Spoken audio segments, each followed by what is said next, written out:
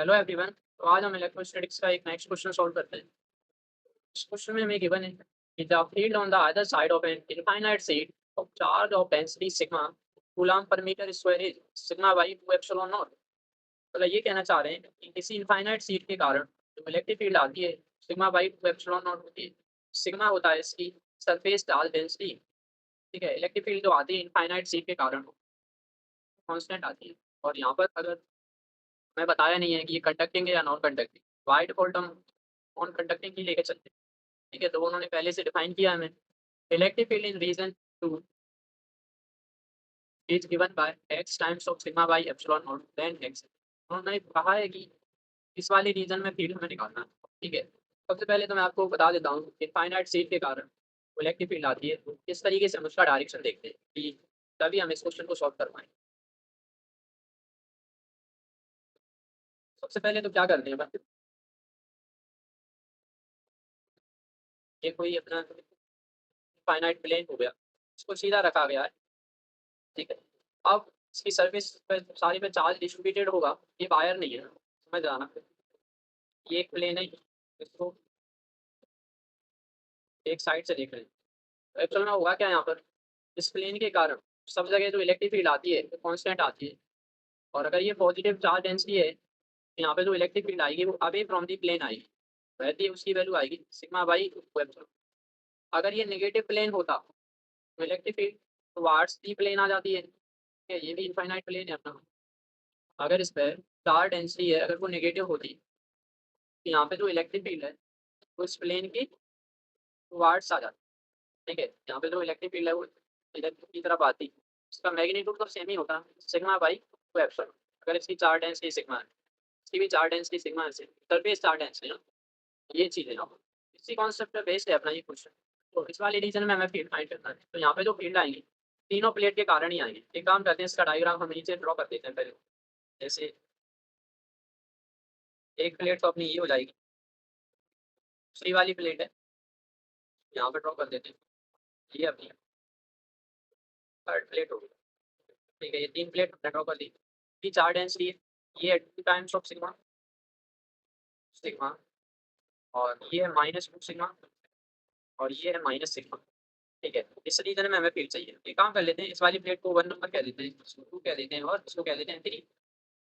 तो इस पॉइंट पर हमें फील्ड चाहिए। देखो, तो यहाँ पे पहली वाली सीट है, वो पॉजिटिवली चार्ज है, सिग्मा इसका पॉजिटिव है, उसके कारण फील्ड आई वो इससे दूर आएगी। देखो, इस प्लेट से दूर जाना है, इस पॉइंट पे खड़ा हूँ, इस प्लेट से दूर तो हम ऐसे ही जा सकते हैं कि इधर जाएंगे तो ये तो पॉइंट इसके पास में हो जाएगा। इसका मतलब ये है कि पहली वाली प्लेट के कारण तो फील्ड आएगी वो इवन इस डायरेक्शन में आ जाएगी। अब सेकंड वाली प्लेट है, यहाँ पे खड़े हैं अभी हम, इस प्लेट की तरफ आएगी फील्ड, क्योंकि ये नेगेटिव चार्ज डेंसिटी है। तो देखो, इस प्लेट की तरफ जाना है, वैसे ही तो आएगी फील्ड की डायरेक्शन, ये हो जाएगी electric field due to second plate. बाकी थर्ड प्लेट की बात करें अगर हम, थर्ड प्लेट भी नेगेटिवली चार्ज है, उसके कारण भी जो फील्ड आएगी इस प्लेट की तरफ, लेकिन इस प्लेट की तो वार्ड से जाना है। तो देखो ऐसे ही जाएंगे हम। ठीक है, तो यहाँ पर हमें ये समझ आ रहा है, तीनों की तीनों प्लेट्स की वजह से यहाँ पे जो फील्ड आ रही है वो सेम डायरेक्शंस में आ रही है।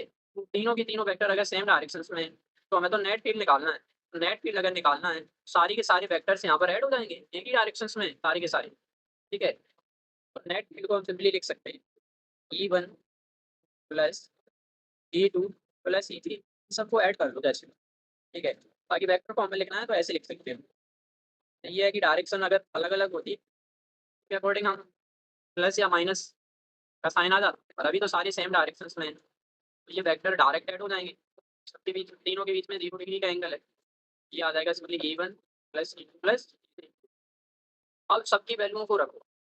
देखो, पहले वाले के कारण जो इलेक्ट्रिक फील्ड का मैग्नीट्यूड होगा वो होगा पहली वाली जो अपनी सरफेस है कि surface charge density 2 sigma divided by 2 epsilon not, find किया उन्होंने ऊपर ही, ये लिख दिया हमने। दूसरी वाली प्लेट के कारण जो फील्ड आएगी वो आएगी इसकी सरफेस चार्ज डेंसिटी जो कि 2 सिग्मा है डिवाइडेड बाय 2 एप्सिलॉन।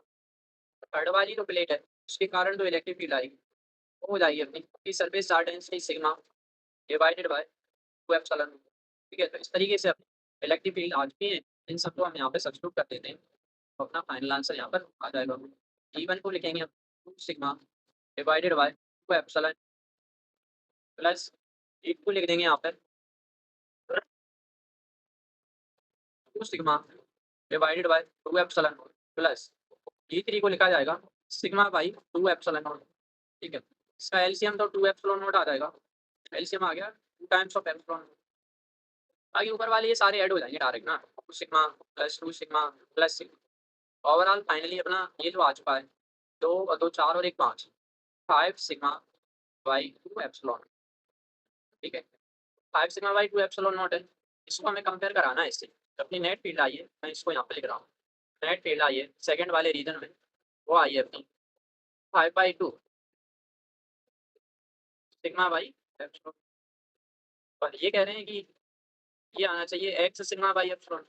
यहाँ पर एक्स की जगह पर हमें क्या लिखा हुआ मिल रहा है 5/2। कंपेयर कराने पर हमें एक्स की वैल्यू मिल जाएगी 5/2, यानी यहाँ से जो एक्स आ रहा है वो अपना 2.5 आ है।